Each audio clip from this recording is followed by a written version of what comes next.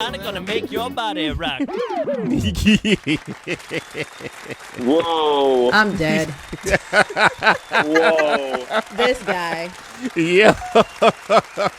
Hey man, my friend is back, ladies and gentlemen. That was like a nightmare coming back to haunt me. Yep. Good morning. Good I morning. forgot that happened, and then all of a sudden, what just happened? Give it up for Ben Schwartz, ladies and gentlemen. One big round of applause. He's Hey, back. Ben. I miss Hey, your hair, everybody. Ben. Oh, my hair is out of control right now. I'm having such trouble with it. It's like just a mess. It's like, you know, when you put all of your, like, when you were a kid, you put everything you had in your closet and closed it, and now, like, my Right. hair is just trying to burst out at all times. Oh, my gosh.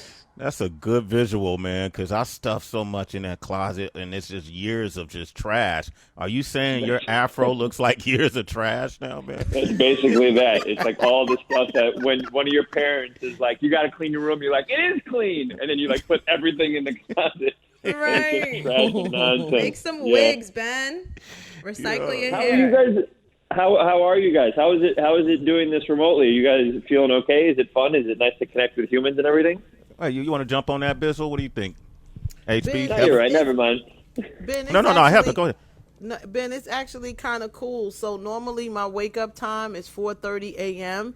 And now my wake up time is 7 a.m. Whoa! What have you been doing those extra 2.5 hours? Just all types of foolishness. I feel like Kevin McAllister at Home Alone, just eating whatever I want to eat and just doing all kind of mischievous things around the house. I realized that my cat hates me and has been a whole different animal while I'm at work versus being at home. I'm learning a lot about my neighbors, Ben. I peek out the window a lot. So yeah, man, this is like a growing period for me. I love the idea that now that your cat your cat thinks that this whole time your cat thought the apartment or the house was hers or his. And Exactly. now it's like, what? You're here? Yep. No, my friend. This Yo. is my place. That's so Ben, funny, man. The dude hates me. Like, I realized that he's just been sleeping on whatever he wants, on the counters, everything. I'm like, oh, hell no. Like, you I'm gotta... dead. Yeah, it's over. It's been, Yo, I'm learning so And then- much. I think I mentioned to y'all, but Ben, I definitely didn't say this to you because we're just talking for the first time. But I've also heard about some dogs that now need to get surgery on their tails because they're wagging it so much because their owners are around all the time. Oh, my God. That's crazy. Yeah, so they have sprained tails, bro. Yeah, That is- and Ben that- Sway doesn't have any pets, so he sends me an article on how he found something that said pets now realize how much they hate their owners being home. hey, Ben, and it was a picture of a cat.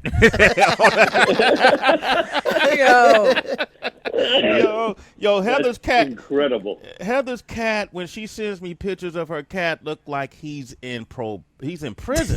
He Yeah. look like he's on probation. Right, his absolutely. probation officer lives with him. He never looks at you, Heather. I noticed that too. When you send me things, he's never looking at So Ben, nobody told me that cats like chew plants while you're not home. They climb on all your Oh, yeah, stuff. they Like do this that. cat chew? is totally disrespectful. you. Oh man, That would be so funny. You come home one day and your cat is just wearing your heels walking around the room. Yeah. I'm I'm dead. scared to leave out because he might lock me out. Yeah, Yeah. man. Hey, well, she's not a pet, but you know, I've been quarantining with my 21-year-old Ben, so. Oh, no, and she's just out of college, right? Yeah, she just graduated. Luckily, she graduated last semester, so we talked about graduating early, so she could just keep the. See, this is what you got to do with kids, man. So Okay, I'm listening. I can't wait. Make this section the Sway's parental advice section. Let's see what he's got. This is it right here, man. When they start getting older and you realize the American dream is half just really a money making venture. So this whole college thing in 4 years and you're paying $75K or more to put them in these so-called great schools. And I realized, damn, she was so ahead in her credits that, hey, man, if you graduate early, that last semester of tuition that would have went to them will go to you. Ooh. That's enticing. So that worked. And then so she just graduated, but it's just been 24/7 daddy, man. I had to cook spaghetti and Beyond Meat at 9:30, 10 p.m. last night because the kid was hungry. So Heather's cat is my kid. Don't shut up, Sway. Yo, so how are you? Same shit. Are you quarantining with anyone, or are you by yourself? I'm here. I have my girlfriend, which is very nice. If I had to be here by myself, I don't have the skill set to do it. I think I would crack, and also just I'm a terrible cook. So I'm left to my own devices for breakfast and lunch, and it's like, cereal every morning. And then lunch, it's like I'm like just picking up anything I could find in the fridge and combining it together and eating it like a child, like someone who just never got the skill set to take care of themselves. And I'm telling you, for real, I was growing out my hair for a role, and then it didn't go. So now my hair is still going. And when I was in college, I used to buzz my head. But since then, I haven't cut my own hair, so I have no idea what to do, and it's so overwhelmingly annoying, and I know I'm going to screw it up. So, but that's it. What about your facial hairs? Like, what are you looking like, Grizzly Adams, or what? How does your facial hair do? I'm looking like a prepubescent Jewish Grizzly Adams who has like just patches of facial hair. I'm doing press for Middleditch and Schwartz and for Space Fore, so I have to look. We're doing Zoom. It's so weird. I mean, I'm talking 9 hours a day on Zoom, talking to different people, just like you used to do press, but now it's just you stay in your room and.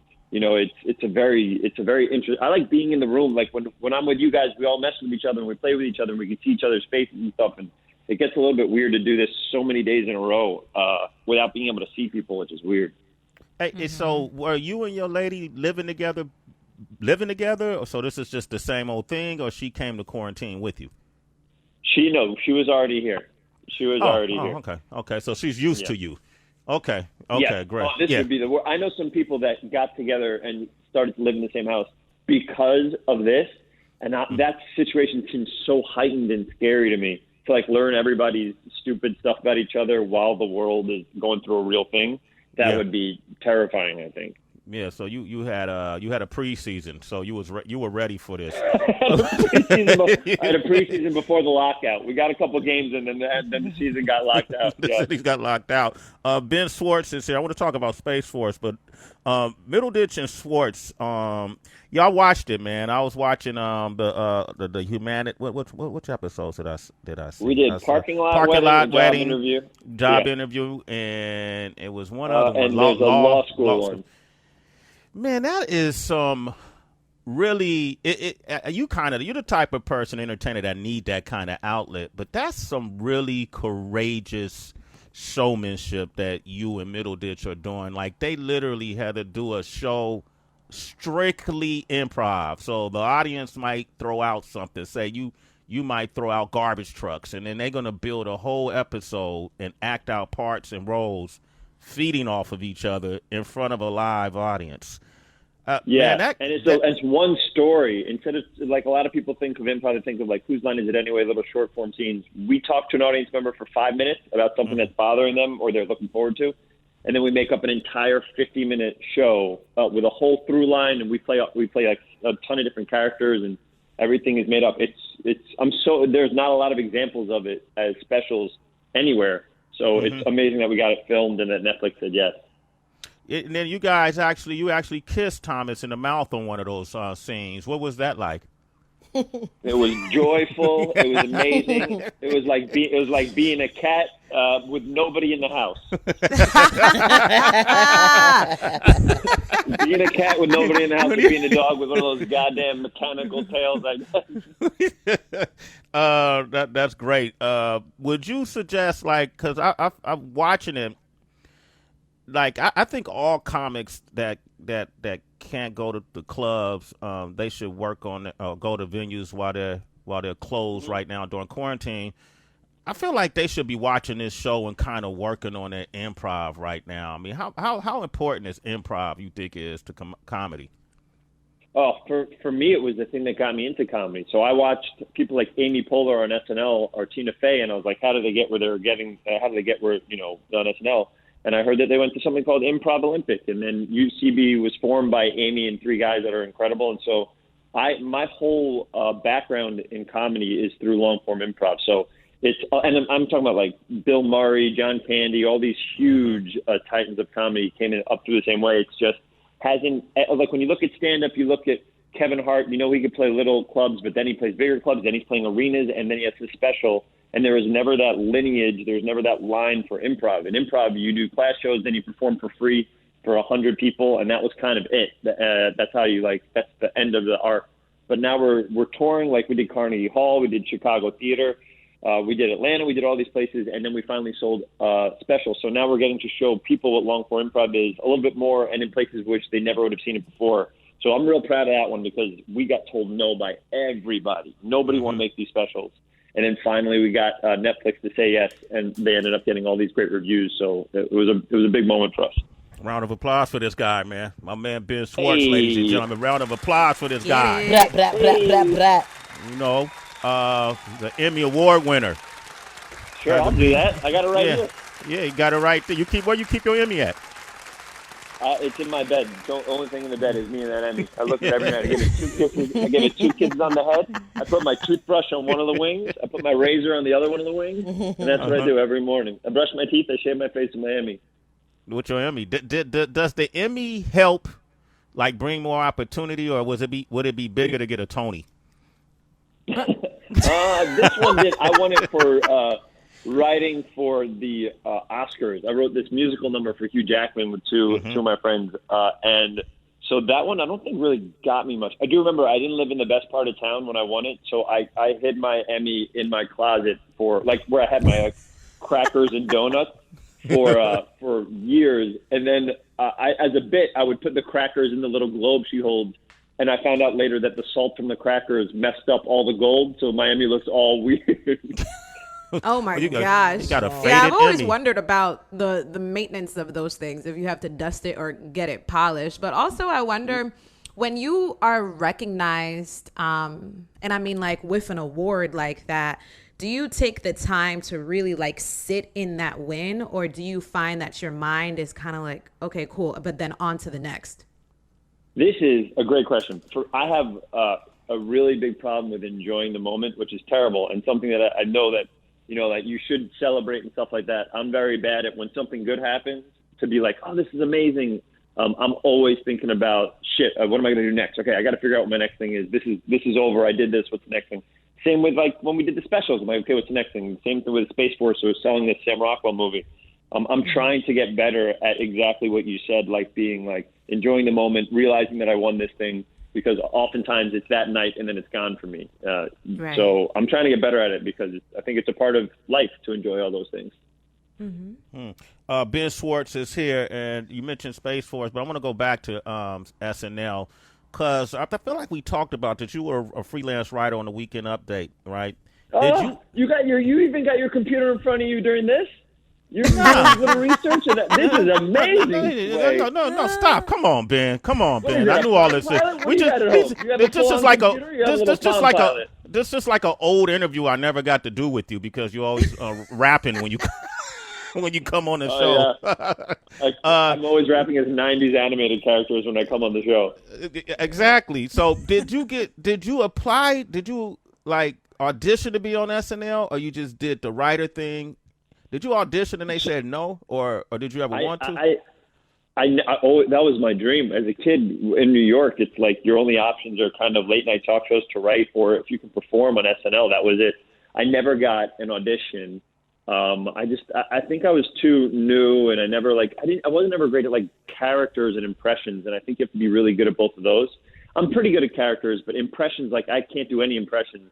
So I never really got in the room for that. I started out by freelancing because I worked from nothing. I got to be a page at Letterman just by showing up and, getting the job. And then from that, I wrote monologue jokes for Letterman, just freelancing. I had to buy a fax machine so I could fax, this is how old I am, so I could fax jokes into Letterman. And then I did that for long enough that Horatio Sands at SNL said, do you want to do that for SNL? And I said, yes, that's like a dream of mine. So then he let me start doing it for Weekend Update. Yeah, see, you never know. You just never know, right? So basically Just keep hustling. Yeah. Yeah. He wasn't funny enough to get on the camera, but damn it, he found another way. Ben Schwartz, ladies. Oh my gosh. That's Ben, my I boy. wanna Right. go back. They saw my face and they said, "You sure you just don't want to fax in jokes?" I was like, "Oh yeah, never mind." Ben, I want to go back. This is Heather again. I want to go back to you saying that you don't really stay in a moment too long, and a lot of times people, and I don't know if this is your case, but a lot of times people don't do that because they don't want to just get over zealous, get too comfortable, sort of, this business is up and down. And it's like, okay, I got to get on to the next. I got to stay riding high. Let's get back to work. But were you always like that, or did you get like that just particularly in this business that you didn't enjoy the moment? Well, like you like that as a little kid? That's such a great question. I don't think I was like that as a kid. And also, when I do improv, all I can do is be in the moment. Like, it's almost like meditation, where because it's only me and one other person on stage, and we're making stuff up. I have no choice but to be in the moment and create. But you're right. It's in terms of celebration. When I'm supposed to be celebrating myself, maybe you're right. Maybe it's because it makes me look like I never liked the person that like won something and then for 2 weeks kept being like, "You see this? You see this?" Yeah. You know what I mean? Like that would just drive me crazy. So I think it's like, to make sure that I'm not looked upon as that person, and also just to move on. But while it's like, if I'm performing and I'm in the moment, I love it. But also, I'm sure you perform stand up and you do comedy. It's like, the second it's over, you walk outside and it's totally different. We'll perform for 3,600 people, and then I walk outside and it's over. It's not that it's that moment is over.